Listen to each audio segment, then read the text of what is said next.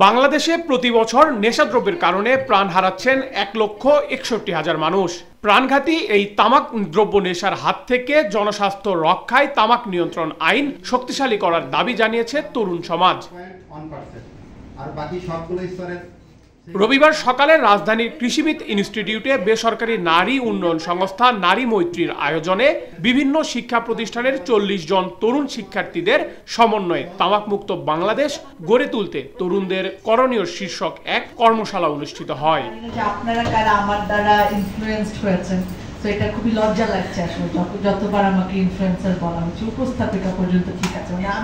অনুষ্ঠানে বক্তারা তামাকের ব্যবহার কমানোর উপর জোর দেন।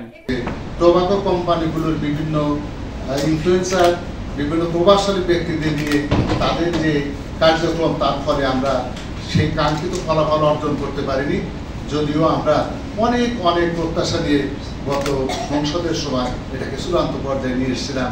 সুস্থ প্রজন্ম বাংলাদেশ গড়তে দেশকে অবশ্যই তামাক মুক্ত করতে হবে।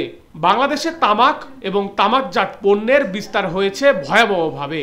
দেশের এই বিপুল জনগোষ্ঠীকে রক্ষায় তামাক নিয়ন্ত্রণ আইন শক্তিশালী করা জরুরি বলে মনে করছেন বিশেষজ্ঞরা।